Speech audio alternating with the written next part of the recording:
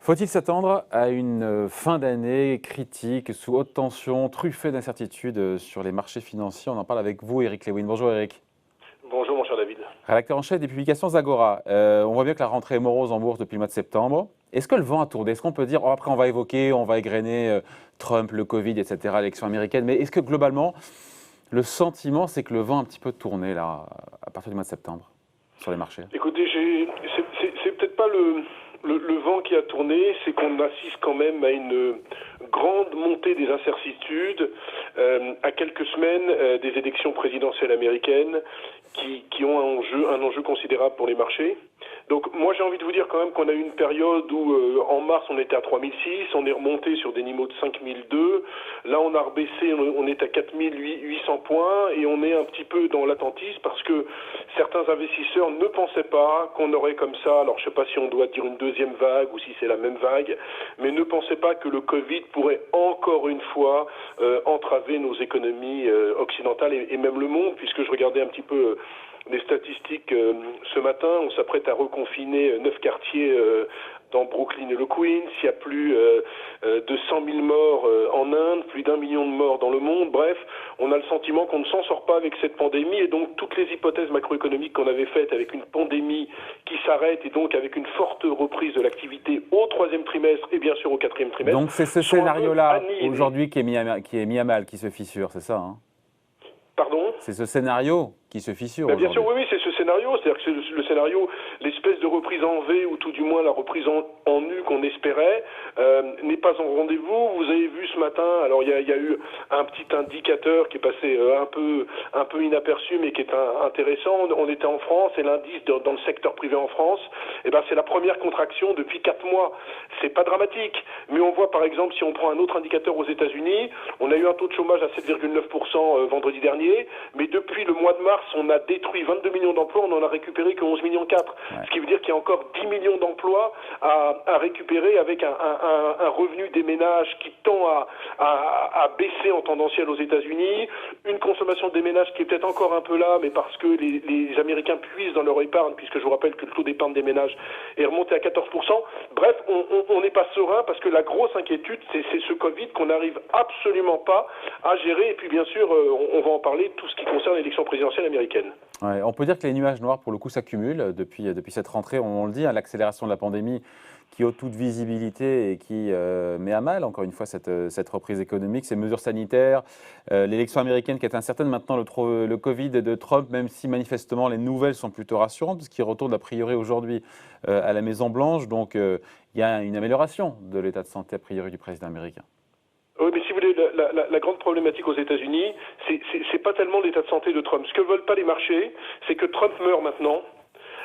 Parce que ça serait un foutoir généralisé, parce que je vous rappelle qu'il y a beaucoup de bulletins de vote qui ont commencé à être écrits, il y a des gens qui votent par correspondance, ça serait très très compliqué ce cas de figure, parce qu'ils voudraient trouver un nouveau candidat dans l'urgence, ça serait le collège des républicains qui voterait pour un nouveau candidat, il y aurait une période compliquée, donc les marchés ne veulent pas ça. Et puis il y a la deuxième incertitude dont on ne parle pas beaucoup, mais c'est ce fameux plan de relance américain qui n'arrive pas. Je vous rappelle qu'en mars, David, on a vu 2200 milliards, en avril 570 milliards, vous vous rappelez qu'on avait eu un chèque de 1200 $ pour tous les Américains, 2400 $ également d'allocation pour tous les Américains. Le problème, c'est que depuis fin juillet, c'est un peu bloqué.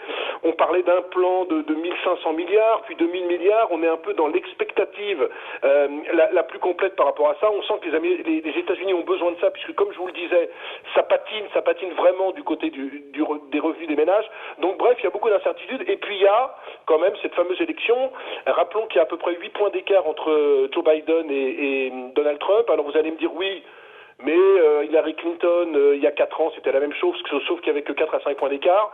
Et j'ai regardé un petit peu tous les sondages un mois avant, on est au même niveau que Bob Dole en 1996, qui était le candidat républicain, qui avait été battu par Clinton. Il avait été même écrasé, puisque Clinton avait eu 379 grands électeurs. Alors la grande problématique, c'est Biden président, il faut quand même le rappeler, c'est hausse de l'impôt de 21 à 28% pour les entreprises, un salaire horaire de 15 $, un plan de 1300 milliards pour les infrastructures, une taxe sur les transactions financières. Bref, en fait, les investisseurs aiment un seul scénario sur les marchés. C'est-à-dire que Biden élu, ce qu'il faudrait pour que les marchés soient pleinement satisfaits, c'est que le Sénat reste républicain, parce que dans ce cas-là, ça entraverait la marge de manœuvre de Biden et ça ferait en sorte qu'il n'y ait pas une trop forte hausse de la fiscalité. Si on n'est pas d'avis dans ce cas de figure, si on avait un Sénat démocrate, bien sûr la Chambre des démocrates et Joe Biden, président des États-Unis d'Amérique, ça pourrait créer quand même, je pense, un climat assez volatile avec peut-être, dès l'élection de Biden, un marché qui est un petit peu sous pression avec une baisse entre 5 et 10% parce que les investisseurs se diraient que Biden sera obligé en plus, comme il a été soutenu par la gauche progressiste, d'aller un petit peu à gauche avec des taxations peut-être accrues. Donc c'est la grande problématique, on est à un mois des élections et donc si vous voulez, tout ce climat n'est pas bon, vous avez le Covid. Attendez, je vous coupe, Eric, mais tout ça à supposer qu'il y a un résultat le jour du scrutin, parce que BlackRock évoque éventuellement un résultat définitif de l'élection avec plusieurs semaines, voire plusieurs mois de retard en cas de contestation. Bah écoutez, ça serait un scénario assez dramatique quand même, hein, parce que si on se retrouve avec des États-Unis sans leadership, dans la période actuelle, avec le Covid, avec ce la qui peut se passer notamment entre l'Arménie et l'Azerbaïdjan en termes de conflits territoriaux, avec la Russie qui avance ses pions, avec la Turquie, franchement, ça serait une situation catastrophique. Alors moi, j'exclus cette situation parce que je crois que l'histoire n'est pas écrite. C'est-à-dire que, grosso modo, ça fait tellement longtemps qu'on dit oui, il n'y aura pas un vainqueur, il n'y a pas un vainqueur. Moi, je pense que Biden va l'emporter. Si je devais être une petite piécette, je pense que Biden va l'emporter le 3 novembre. Maintenant, tout est jouable encore pour le Sénat. Qui pourrait rester républicain et faire en sorte de servir de contre-pouvoir. Mais la grande problématique, j'ai pas parlé des valorisations des indices, mais sur le S&P 500, on est quand même encore sur un PER de 22. Donc on peut pas non plus être sauvé ad vitam aeternam par la tech. Justement, depuis le pic de l'été, Eric, depuis le pic de l'été, le Nasdaq a baissé de 15%. Est-ce qu'on peut dire que c'est bienvenu que les valorisations de la tech américaine se dégonflent un petit peu? Est-ce que le mouvement pourrait s'accélérer? Je vais vous dire, en fait, c'est bienvenu s'il y a un relais de la part de la value. C'est-à-dire que de toutes ces valeurs qui sont bradées, qui sont totalement décotées, je pense à l'automobile, je pense aux banques, vous allez en parler avec John Plassard, je pense à l'aéronautique. La problématique, c'est que le relais ne vient toujours pas, parce que comme on est dans cette crise du Covid avec une économie mondiale qui ralentit, eh bien les investisseurs ont encore envie d'aller sur la tech et le luxe.